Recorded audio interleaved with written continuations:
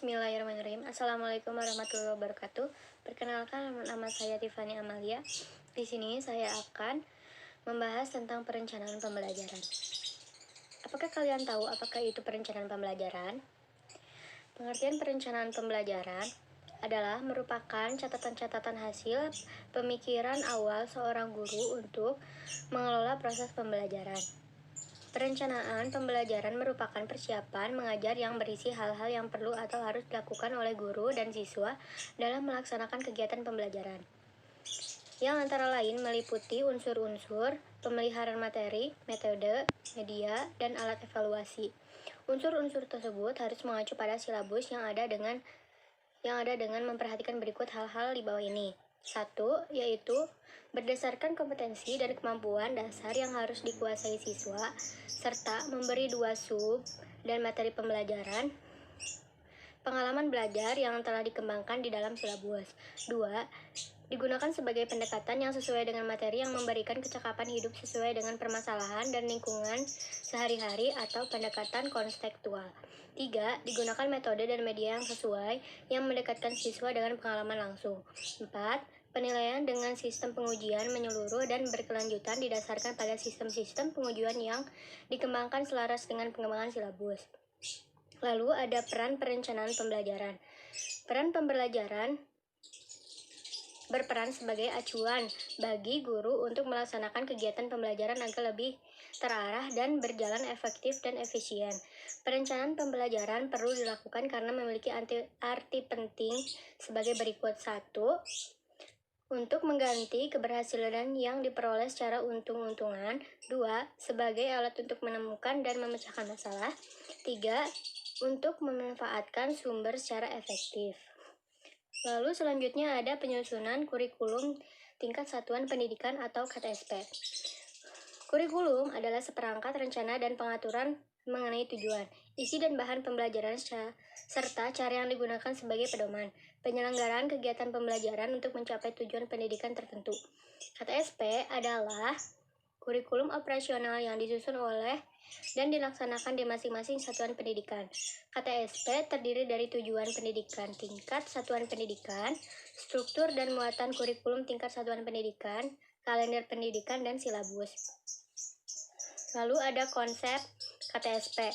Tujuan pendidikan tingkat satuan pendidikan dasar dan menengah dirumuskan mengacu pada tujuan umum pendidikan berikut. 1. Yaitu tujuan dan pendidikan tingkat satuan pendidikan. 2. Struktur dan muatan kurikulum tingkat satuan pendidikan. Selain itu, ada pengembangan silabus. Yang pertama ada pengertian silabus.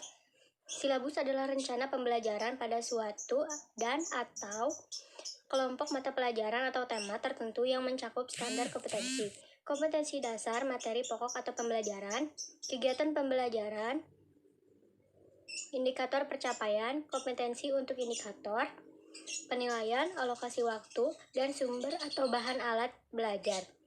Silabus merupakan penjabaran standar kompetensi dan kompetensi dasar ke dalam materi atau pokok pembelajaran. Kegiatan pembelajaran indikator pencapaian kompetensi untuk penilaian.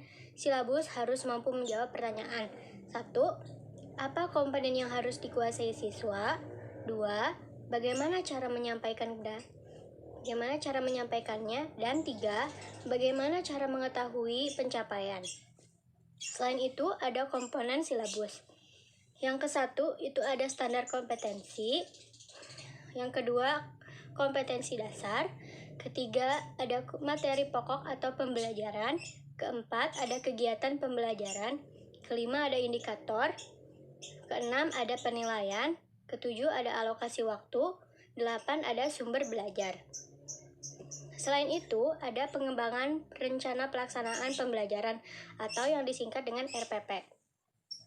Berdasarkan PP 19 tahun 2005, pasal 20 dinyatakan bahwa perencanaan proses pembelajaran meliputi silabus dan rencana pelaksanaan pembelajaran yang memuat sekurang-kurangnya tujuan pembelajaran, materi ajar, metode pengajaran, sumber belajar, dan penilaian belajar.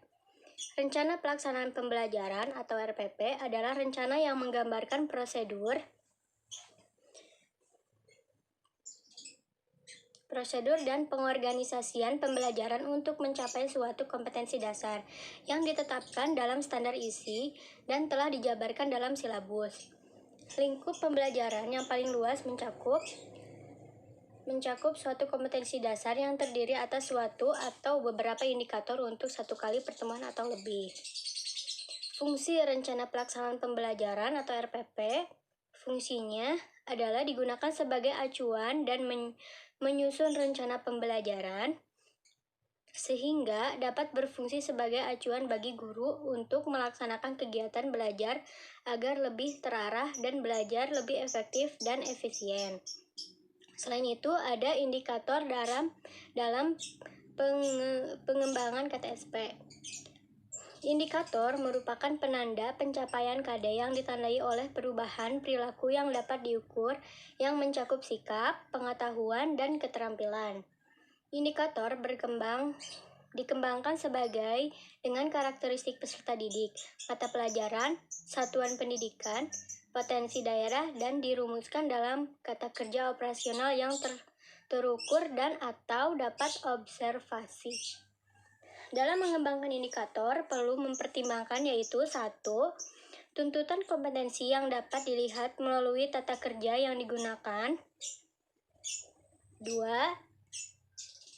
Karakteristik mata pelajaran peserta didik dan sekolah. 3. Proses, potensi, dan kebutuhan peserta didik, masyarakat, dan lingkungan atau daerah. Fungsi indikator. Indikator memiliki kedudukan yang sangat strategis dalam mengembangkan pencapaian kompetensi berdasarkan SKKD. Indikator berfungsi sebagai berikut, yaitu 1. Sebagai pedoman dalam mengembangkan materi pembelajaran. 2. Sebagai pedoman dalam mendesain kegiatan pembelajaran. 3. Sebagai pedoman dalam mengembangkan belajar bahan ajar. 4. Pedoman dalam merancang dan melaksanakan penilaian hasil belajar. Selain itu, ada materi pembelajaran. Materi pembelajaran menempati posisi yang sangat penting dari keseluruhan kurikulum, yang harus dipersiapkan agar pelaksanaan pembelajaran dapat mencapai sasaran. Sasaran tersebut harus sesuai dengan standar kompetensi dasar dan kompetensi isi. Sasaran tersebut harus dicapai oleh peserta didik. Artinya, materi yang ditentukan untuk kegiatan pembelajaran hendaknya materi yang benar-benar menunjang tercapainya standar kompetensi dan kompetensi dasar, serta tercapainya indikator. Pengertian sumber belajar. Sumber belajar ditetapkan sebagai sumber informasi yang disajikan dan disimpan dalam berbagai bentuk media. Dapat membantu siswa dalam belajar sebagai perwujudan dan kurikulum. Bentuknya tidak terbatas apakah dalam bentuk cetakan video, format perangkat lunak, atau kombinasi dari berbagai format yang dapat digunakan oleh siswa ataupun guru. Pengertian bahan ajar. Bahan ajar adalah segala bentuk bahan yang digunakan untuk membantu guru atau instruktur dalam melaksanakan kegiatan bahan belajar. Sekian materi yang saya sampaikan hari ini.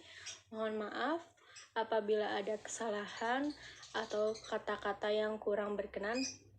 Assalamualaikum warahmatullahi wabarakatuh.